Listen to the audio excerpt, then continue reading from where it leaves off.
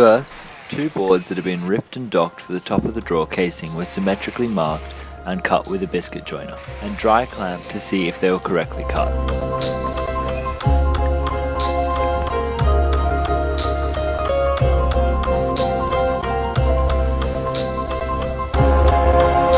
The boards were then set up with sash clamps and glued with biscuits in place. The excess glue was then wiped away with a damp cloth and weighted to ensure that they're set without cupping.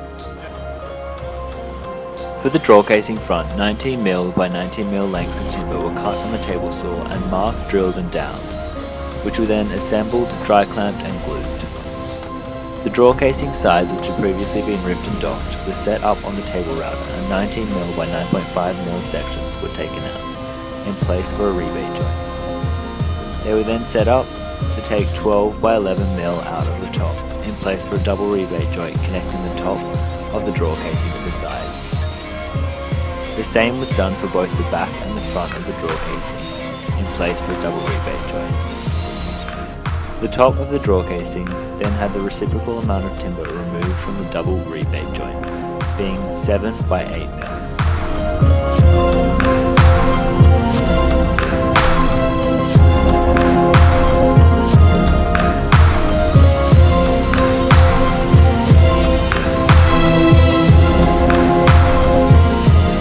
The drawer casing back was marked and the Festool domino jointer was used to cut loose tenon joints to connect the piece. The same was done on the drawer casing front and on the drawer rails, which in turn will connect the front and the back together.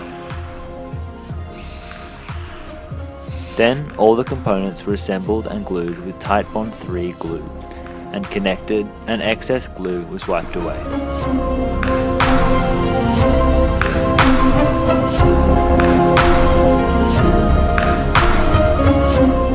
Then Wengi blank was set in a lathe and marked with a pencil to identify where incisions should be made. The excess timber was removed and then the timber was subsequently polished and buffed with sawdust.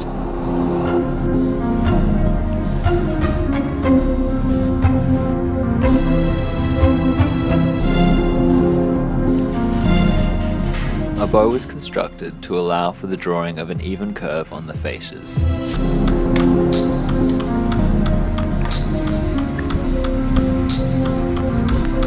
The traced line was then cut on the bandsaw and finished on the spindle sander.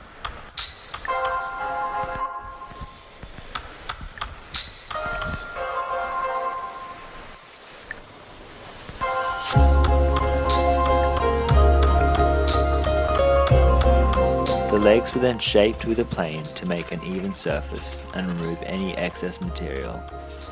They were then sanded to finish. This process was repeated on all four legs.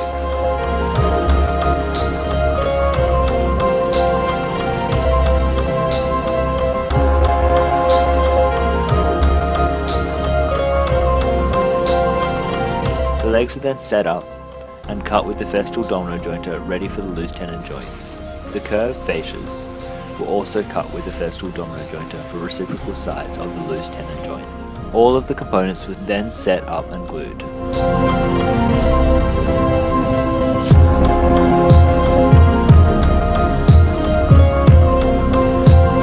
The thicknesser was used to take the timber from 19mm to 15mm, as that was concluded to be the optimal thickness for my drawers.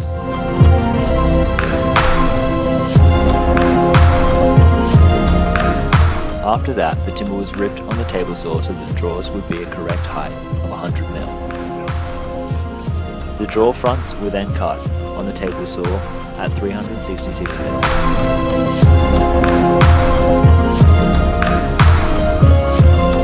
The jig was then set up on the table router for the drawer sides and the pieces were clamped and cut. This was done to all 6 sides. The table saw was then set up and the half pins were then cut off for aesthetic and structural reasons. The drawer fronts were arranged to ensure continual grain pattern along the front of the drawers to have a seamless look. They were then taken and cut on the table router, ready for a rebate joint, so that the visible joinery of the drawers would match that of the drawer casing. The table saw was then set and the drawer bases were cut. The table saw blade was lowered so that the groove could be cut to allow for the draw bases to slot in seamlessly. All 4 of the pieces were then run through and the blade was reset to allow for a 7mm groove in the base. All of the 5 components were then assembled to check if the draw fits together correctly.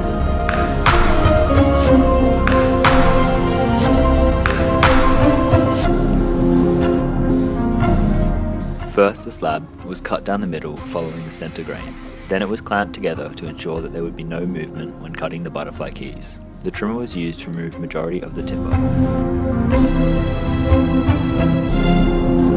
Then a finer chisel was used to cut out the corners ready for butterfly keys. The butterfly keys were fitted by repeatedly filing and checking the fit. Once the keys were fitted, they were glued and set to dry. Then they were planed and sanded flush.